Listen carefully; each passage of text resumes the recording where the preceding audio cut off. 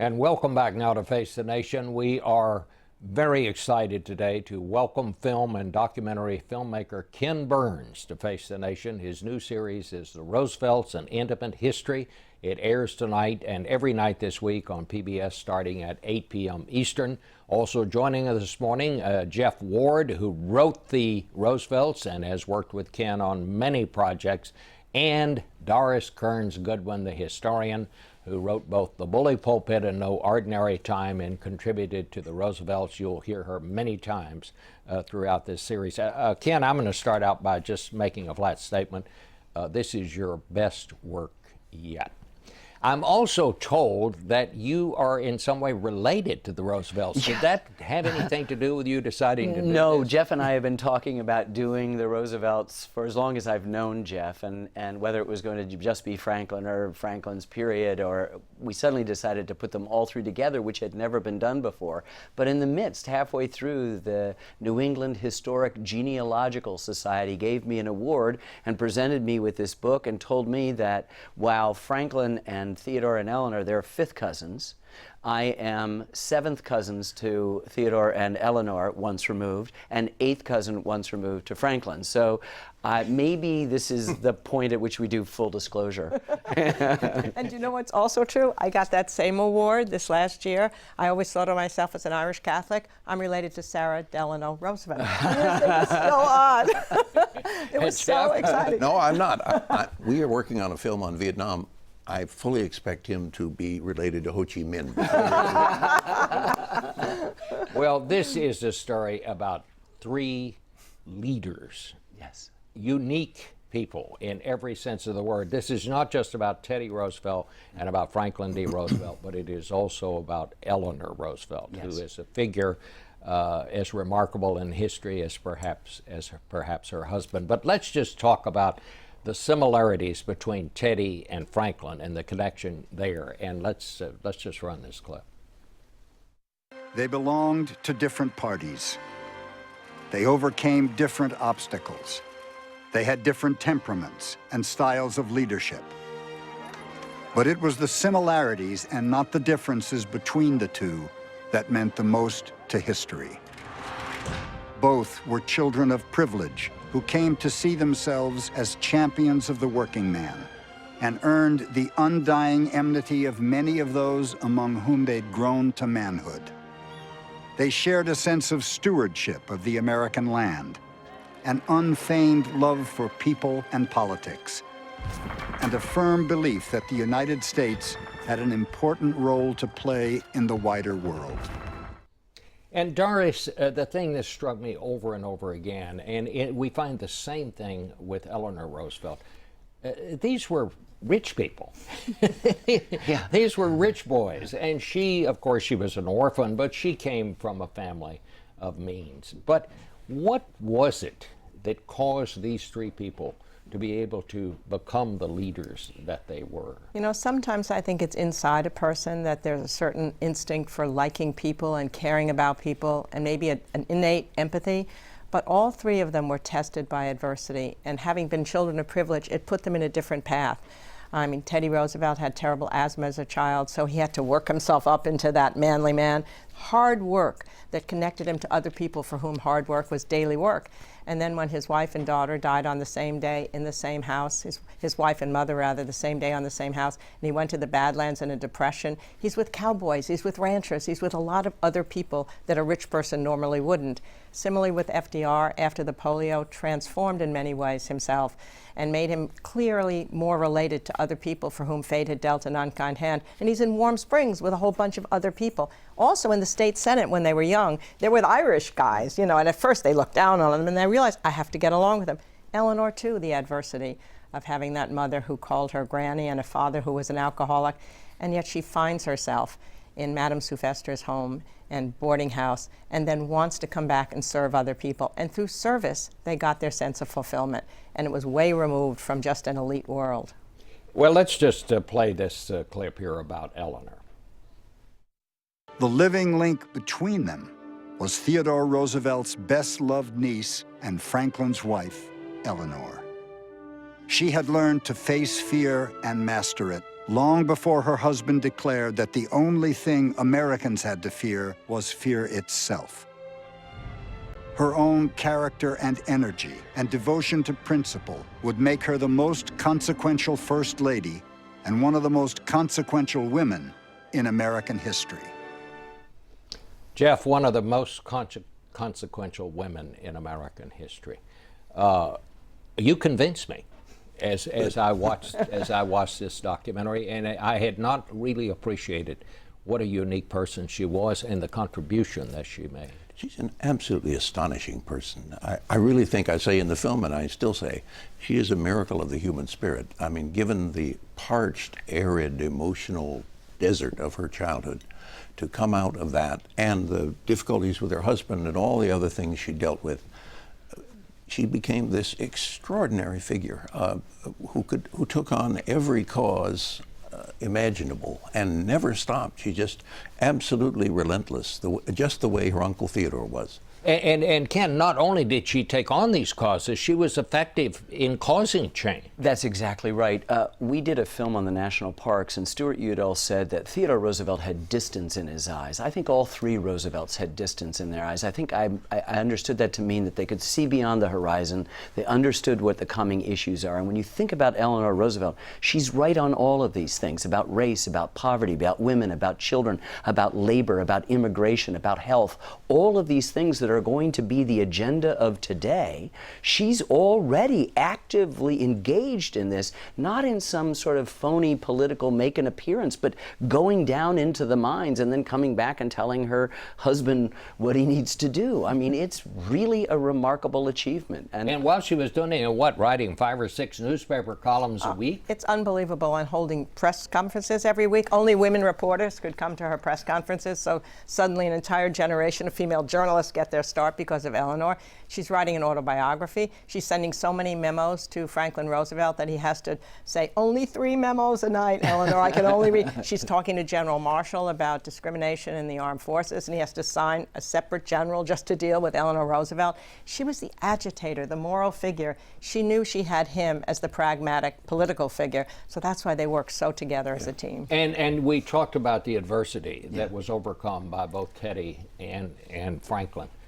She was betrayed by her husband, and she had to live through that. And not only did she live through it, she came out more resilient than ever before. She found that she could go outside the home to find her sense of fulfillment, an independent path. She suddenly learned she had a whole range of talents she never knew she had before, for organizing, for speaking, for articulating a cause.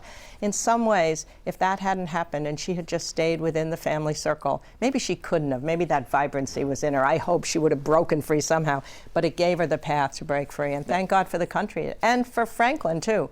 It made her the partner that without her, he would never have been the president he was. All of these bad things that happen, these crucibles of adversity that Doris listed, all become the agencies of their transformation. They are able to escape the specific gravity of these tragedies, whether it's asthma and the death and suffering of Theodore Roosevelt in his early life, or her betrayal by Franklin in her early life, or Franklin's polio. And they transform all of this stuff into something that serves their careers much better, and themselves, but also, more importantly, the rest of us. We all do well when we all do well, which is the very simple distilled philosophy, I believe, of all 3 of these people. And that's the great legacy. I mean, as we struggle to define leadership today, as we trying to figure out what's the working formula, what they had was just that galvanic thing. It wasn't the addition of their money, it was the addition of their times and their lives and their sacred honor to this process, and that's why we're the beneficiaries. And Geoff, you yourself were a victim of polio. You were stricken with polio when you were 9 years old. Could Franklin Roosevelt have been the leader he was had he not had polio? That's a great question. I don't think he would have been that leader. I think it taught him a kind of, it increased his empathy, and I think it also taught him patience. If you can't walk, you have to wait for things. He learned that. Well, he never gave up. One of the things that that I learned in this is that he had polio. There was no cure. He was going to be crippled, for want of a better word, and yet you came away feeling that he thought that one of these days if I just keep at it, I'll find a way to walk again. Yes, he did. He did. One of the things I'm proudest of in this show, and I thank Ken, because nobody's ever been able to give the whole story of that before. You really see in this show how he was crippled and the various ways he tried to deal with it, and how it affected the rest of his life. And that is usually skimmed over in film. So Well, I'm let's very just look at pleased. this next clip here. It produces terror, unreasoning terror. You just can't believe that the legs that you depended on simply don't work. And I don't know how to convey to people the sense that suddenly he could not go to the bathroom, he couldn't go for the telephone, he couldn't do anything on his own. And the limbs that, you know, he was a great dancer. He was a great golfer. He loved to run. None of that would ever happen again. He dreamed about it all his life, but he never could do it. Many people did not understand that he really couldn't walk. He had developed this way to kind of throw his body with these braces locked into place, but he always had to have someone on either side of him. Could he have kept that from the public today, Doris? Obviously not. Probably not, and hopefully the public today would be much more understanding and glad to have somebody who would overcome this kind of problem and become so strong. But he made the decision at that time that the country probably wouldn't feel comfortable with a man who couldn't walk. But you know, you're right to say that he dreamed about it all the time. He had this way of going to sleep at night where he would imagine himself a young boy once more on the hills at Hyde Park, taking his sled down the hill. And then when he got to the bottom of the hill, bringing it up again like somebody counts sheep. But obviously in that dream, he's running, he's walking, he's sliding, and then he can finally go to sleep because he dreams it. But I think once you decide that you're going to use your talents in a different way, then he became the most active wheelchair man you could possibly imagine. Every other part of his body is so vitally alive. Well, here, we have one little clip here that is just what we're talking about here. Let's take a look at this.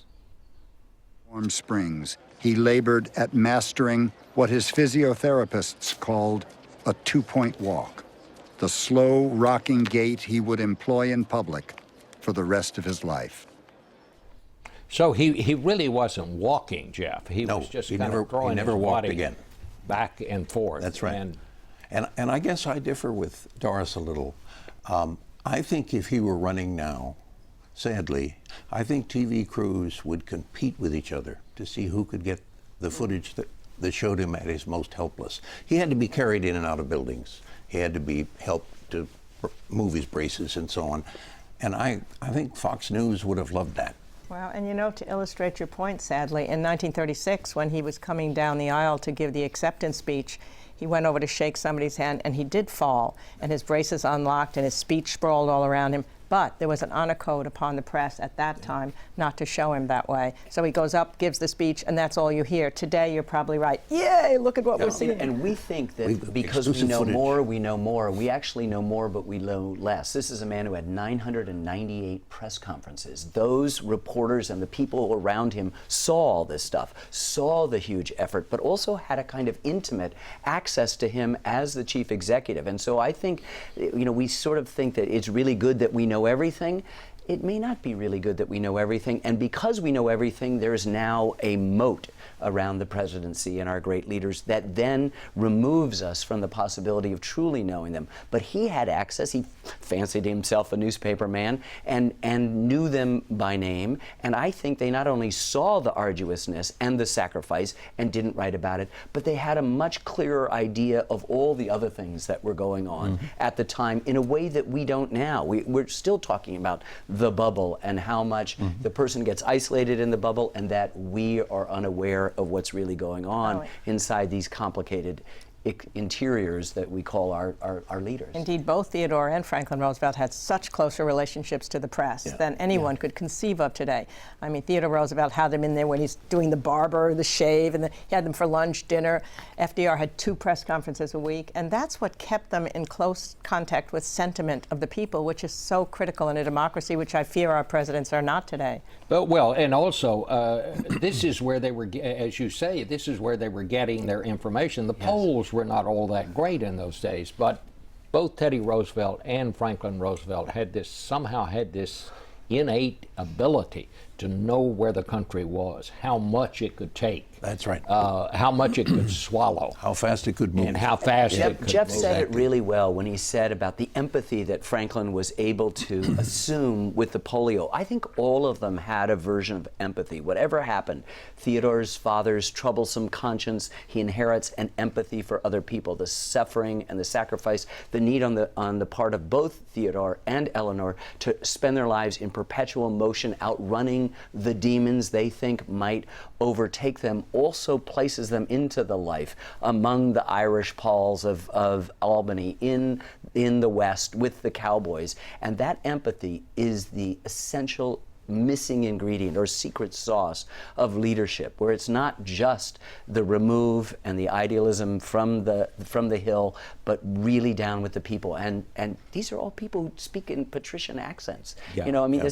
these are not people who are putting on the phony airs where they adopt the southern accent of the crowd that they're in. These are people who are resolutely themselves, and they ought to be commended for remaining resolutely. But You they know, know but the I words. think people know.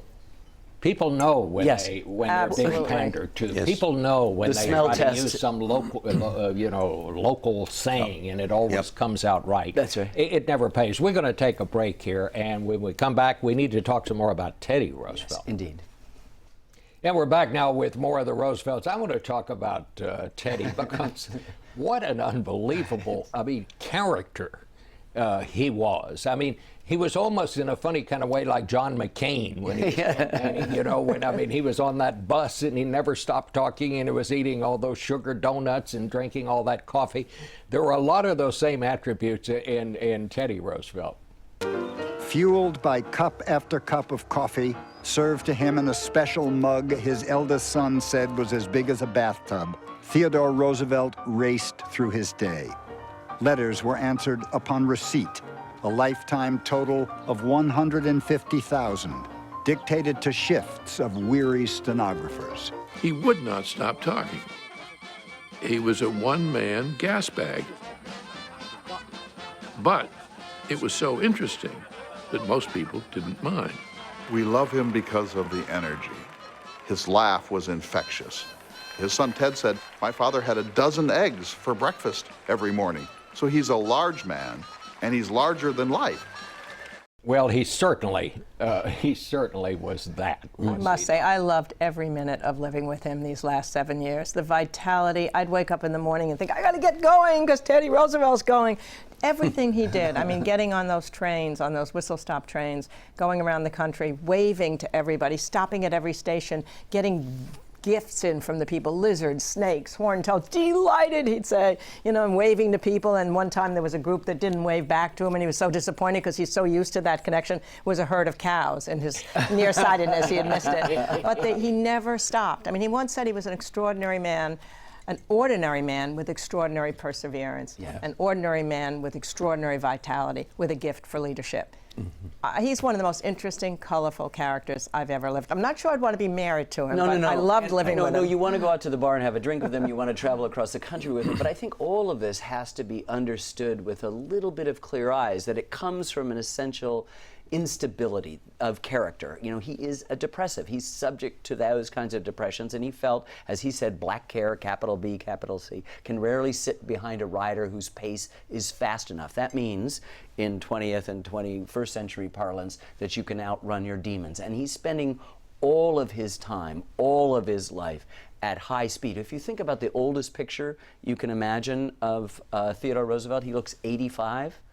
He died at age 60. I'm 61. I mean, you realize what was spent in the course of this, and this sort of belligerent love, the idea that war is sort of a good thing and it helps to clean the soul of a country.